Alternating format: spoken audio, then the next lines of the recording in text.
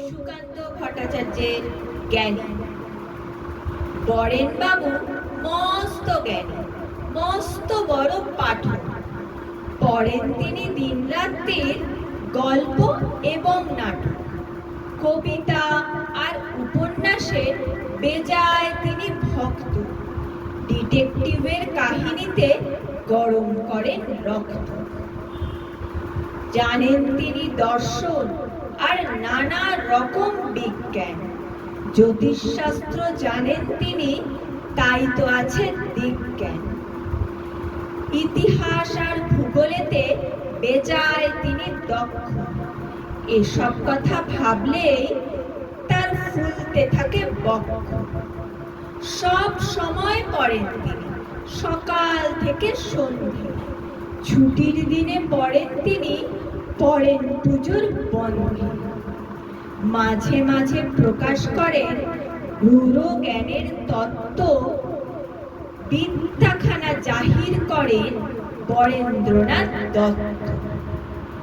হঠাৎ ঢুকে রান্নাঘরে বলেন, ওসব কি রে?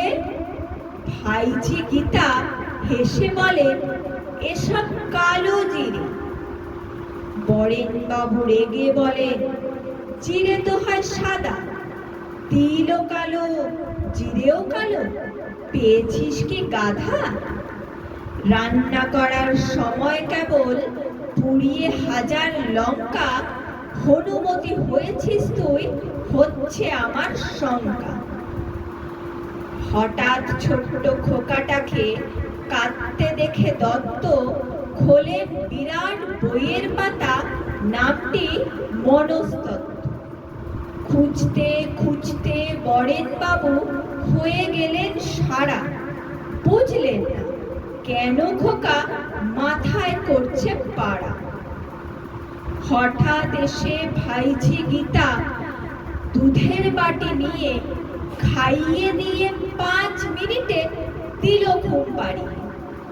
বরেনবাবু ভাবেন, খোকার কেমন তরধারা, আধ ঘন্টার চেঁচামেচি 5 মিনিটেই সারা।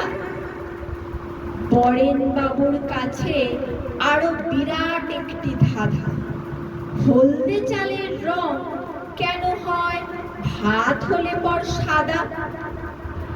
পাথর বাটির গরম জিনিস ঠান্ডা হয় তা জানি, পাহাড় দেশে গরম কেন এমন ছটফটানি? পথ চলতে ভেবে সব ভিজে ওঠেন ঘামে। মানিকতলা যেতে চাপেন ধর্মতলার ট্রামে।